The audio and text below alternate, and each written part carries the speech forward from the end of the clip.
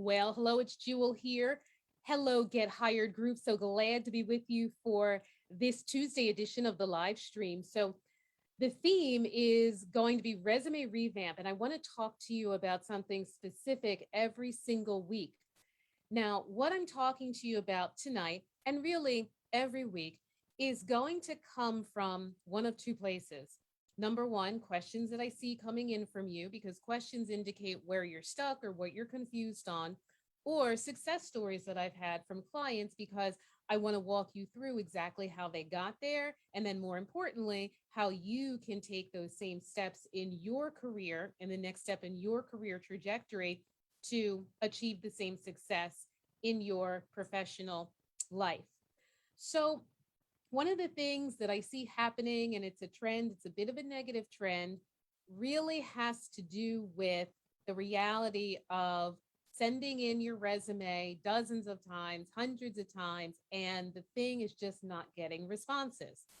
And this is a tremendous problem, especially when you know you meet the qualifications for the job. So that's a very, very, very, very big concern that I want to make sure that we address right now.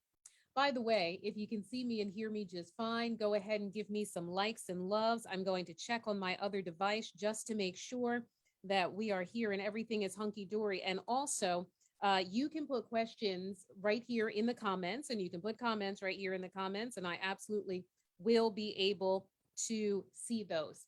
So let's go ahead and talk about what is going on with the resume. What I don't want to see you do is spend a whole lot of time, crafting the resume, filling out the online application, and then you're just hearing crickets. Nothing is coming together. I want to make sure that you get away from that time wasted, because time is the only resource that we have that's not replenishable. And I want to make sure that you're getting the most bang for your buck when it comes to this job search. So that's why tonight, what I thought I'd concentrate on are the five biggest resume mistakes that people make most of the time that really end up getting your resume tossed into the trash bin. So, what do I mean by this? Obviously, gone are the days when there's a great big pile of resumes. That's not necessarily happening, but your resume is going into somebody's inbox, somebody's email, and they can make a very quick decision. Are they going to read that thing? Are they going to glance at it for 2 seconds and delete it? Or are they just going to delete it altogether? What I really want to help you out with tonight is I want to increase your ability to get responses to your resume, especially when you know good and gosh darn well that you qualify for the job. So that's exactly what we're going to talk about. If you have questions about your resume, you can go ahead and pop them right into the comments, because I am able to see your questions. And if you have any thoughts about your resume, you can go ahead and ask me right here while I am talking. I can see the comments coming in. So let's go ahead and go into the key mistakes. Number one mistake is not structuring your resume around keywords. Keywords are king. So if you're going for a job in sales, we want to see sales, business development, revenue and profit growth. We want to see keywords that have to do with sales. We want to see keywords that have to do with exactly how you are going to make money for that future employer. And how you're going to do that is by driving sales. How you're going to do that is by generating revenue. How you're going to do that is by capturing new business. So every achievement on your resume needs to be something that is about those things that are the core activities when it comes to sales. You have to structure your resume around the keywords. So one of the things that we can get caught up in, it's very easy to get caught up in, how is the resume formatted? How does the resume look? That is important. But number one, as a general rule, we want the resume to be clean. We want it to be visually appealing. We want there to be white space. We want the resume to be free of spelling and grammar errors. That's an overall rule. Beyond that, the style of the resume, the format of the resume can be virtually anything. And I say this to my private clients, and I feel like they don't believe me because I get a lot of questions about how the resume should look. Here's what I'm telling you: make sure the words on the resume say what need to be said so that you get a call back. The look of the resume is important, but it's secondary. It's not more important than what the resume actually says. So bear that in mind. When you're thinking about what the resume actually says, you need to make sure that it's structured around your keywords. I want to see keywords from the very top, which is the profile, keywords in the list of areas of expertise or core competencies, and keywords all throughout your achievements. So, we're going to continue the discussion about keywords. The second biggest mistake that I see on resumes is looking in the wrong place for keywords. So, where do you find keywords? Now, a very popular place to go is going to be on the internet. Where on the internet? Well, you can't really be effective if you're doing a Google search of, top 10 keywords for a resume in 2021 or 2022. So, because one of the things that it's really important to understand is that articles on the internet are speaking to everyone, right? They're not speaking to you specifically. So, articles on the internet are meant to speak to people who have hourly jobs, people who have supervisor jobs, people who have manager jobs, people who are senior managers, people who are directors, people who are VPs and SVPs, people who are presidents, people who are at the C level, right? So there's an entire range of people that an article is speaking to, everyone from the hourly folks all the way up to the C level folks.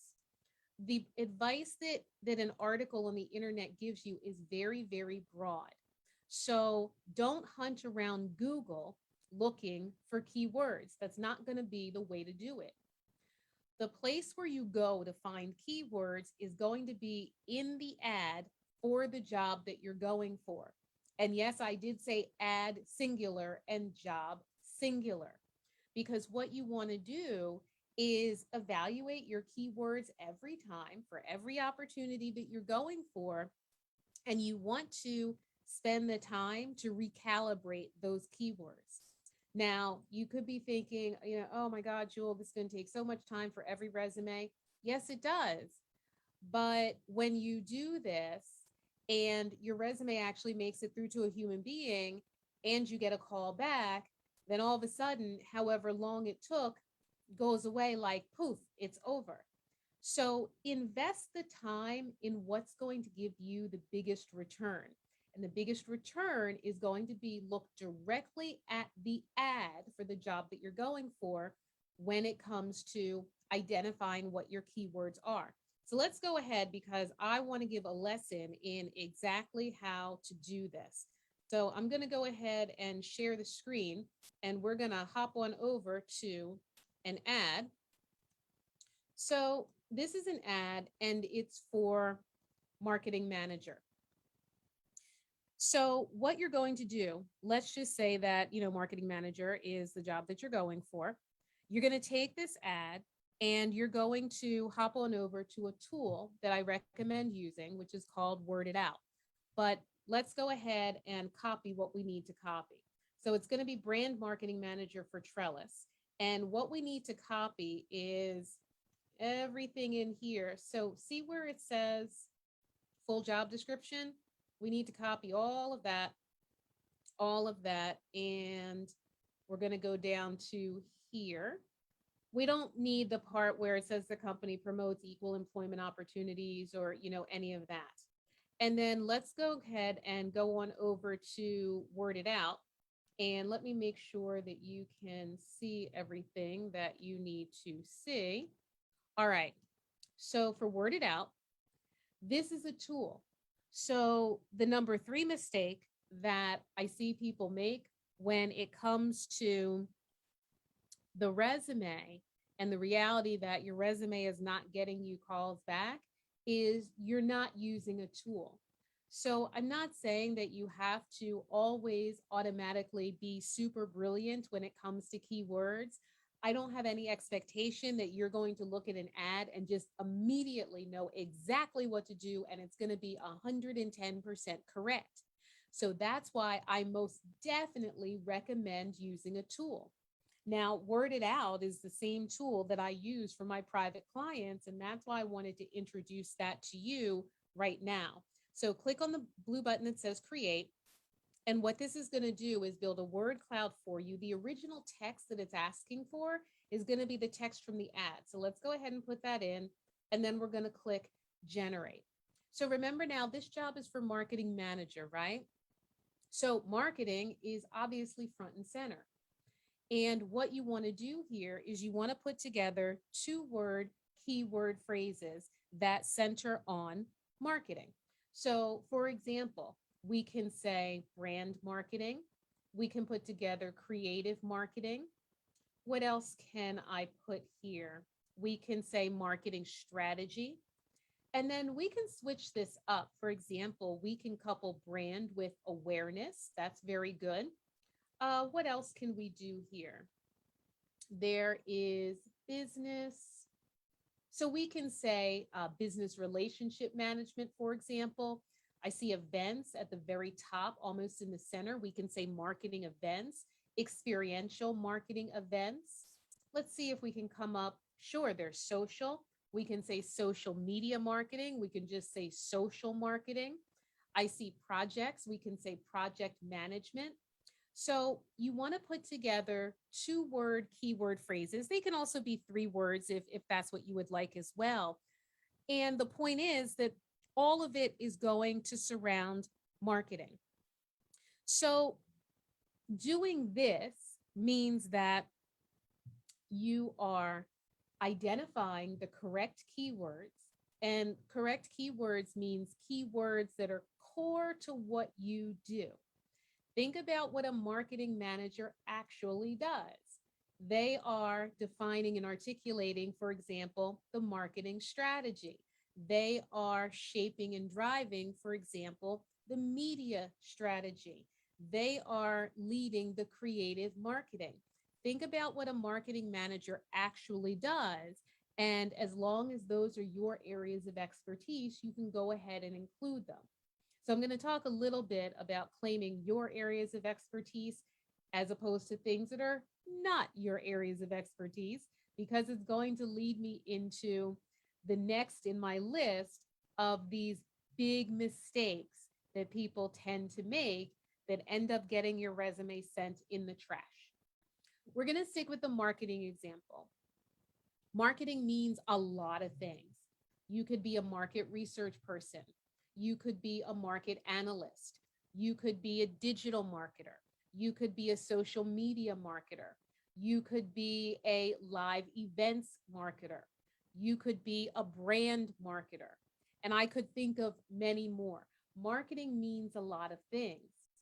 So, one of the mistakes that I want to make sure you avoid is include keywords in your resume only to the degree that you can actually back them up when you're speaking to a person on the phone or in an interview. So, this isn't necessarily related to marketing, but here's an example that I see all the time. A lot of people are doing this and it's not helping you. Let's say that one of your keywords is strategic planning. You need to be able to talk about what strategic planning actually means that you actually do in the job. Now, with my private clients, we go into a deeper discussion. I will ask them that question. It says strategic planning on your old resume. What do you mean by that? Sometimes I get an answer, sometimes I don't. When I don't, that's when I want to, just issue a word of caution. Don't throw around keywords that you can't back up in a conversation. So if you either don't do strategic planning, you don't really know what strategic planning is, because strategic planning sounds great, right? You see it on a lot of resumes, you see it in a lot of ads too. But you need to make sure that not only you do it, but you can actually talk about it. Another keyword that falls into this category that I see a lot of is process improvement or business process improvement. And then I walk my private clients through the exact same conversation. When you say process improvement, what does that mean you've actually done? Can you give me an example? They may have an example, they may not. And let's say they don't. Well, then I'm going to, give the professional advice that process improvement is not the thing that should be on the resume because you don't really do that. What I want you to do is go forth with some courage. There are enough things that you actually do that you can actually claim and you can actually take ownership of that are authentic to you. You don't have to make things up. So that leads me to my last point out of the 5 resume mistakes that I see people making that are helping you get your resume tossed directly into the trash. So, the other thing that I don't want to see you do is rely on imitation keywords, the wrong keywords, faux keywords like faux fur, faux keywords. Now, strategic planning and business process improvement, those are only imitation keywords if you don't really do those things. But what I thought would be great would be if we came up with a list of what the imitation keywords are. And I'm going to go ahead and write that right now so that you really know. And the reason why it's important to come up with this list is because these keywords are literally in every single ad. And what I don't want to see is you slapping them all over your resume because I'm telling you right now, friends, those keywords don't mean a whole heck of a lot. For example, multitasking. What does multitasking mean? You have a few balls juggled in the air. Okay, but what does that really mean? I mean, you're an adult, you're a working professional. Of course, you can do 2 things at once. Of course, you can do 3 things at once, probably 4. So, when you spend time and space on your resume, when you spend valuable resume real estate saying something like you're a good multitasker, you're not really saying a whole heck of a lot. That's something that I really want you to get away from. It doesn't mean anything, number one. Number two, truly makes you look like a commodity. And that's not what I want to see happen. Commodity being you look just like the next 1,000 people who are all going for the same job that you are. Let's get away from the multitasking. What else do we not want to see? Being detail oriented. The only folks I want to see be detail oriented would be somebody who is, for example, an executive administrative assistant, where obviously, you're managing the CEO's calendar and their travel and their expenses and all their meetings, all of that. Of course, you need to be detail oriented for something like that. But other than that, don't spend your resume real estate talking about how detail oriented you are.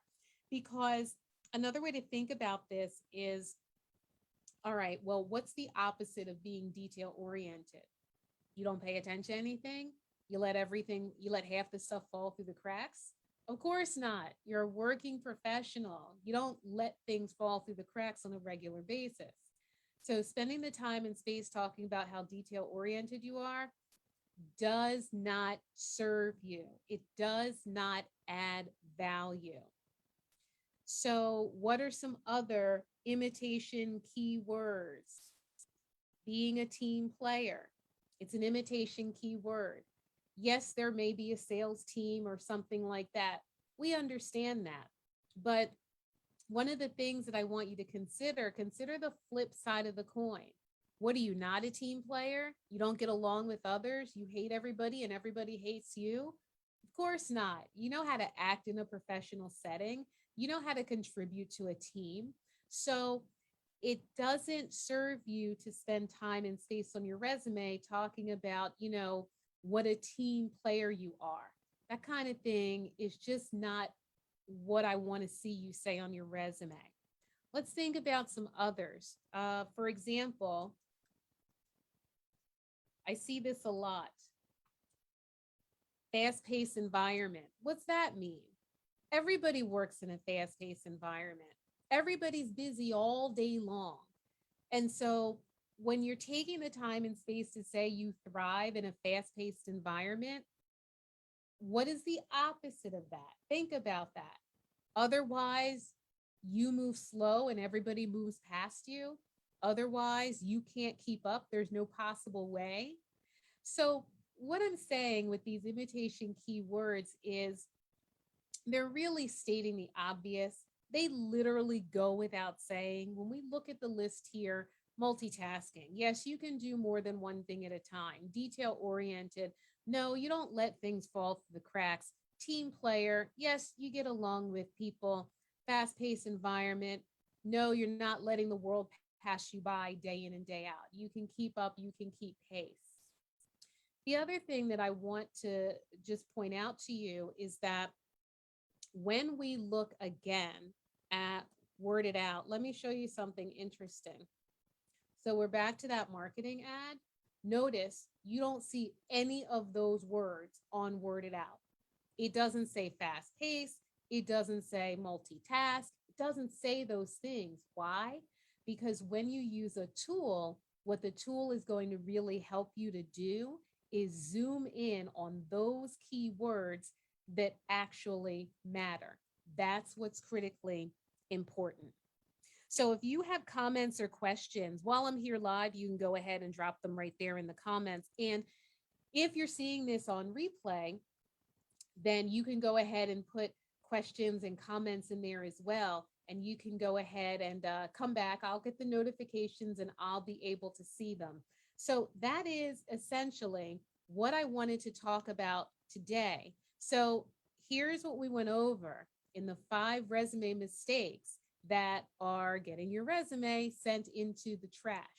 The things that I want you to make sure and do is structure your resume around relevant keywords. I want you to find your keywords in the right place, which is not all over the internet, hither and yon. That's not what we're going to do. I want to make sure that you're using the ad for the job that you're targeting to identify the keywords. That's critically important. Don't default to those wrong keywords, the faux keywords, the lazy keywords, the detail oriented, the fast paced. You're really not saying anything with those types of keywords. And then finally, make sure that you're using keywords that you can actually back up. If there is a word or a phrase on your resume and you can't talk about it in a conversation, or you can't give an example of an achievement in which you did that thing, then take that keyword off of your resume because it's not natural to you, it's not authentic to you, and you can't back it up. We don't want you to have a resume that gets you a call and then you get into the interview and you can't effectively talk about what's on your resume. That's not going to make you look too cool there. All right, any questions or anything like that, go ahead and hit me up in the comments. I trust that you found value from tonight's lesson. I'll be back next week with another live stream. I'll be in the group all the time to answer questions and comments. Wonderful to have you here with me for this edition of Resume Revamp, and I'll see you on the other side.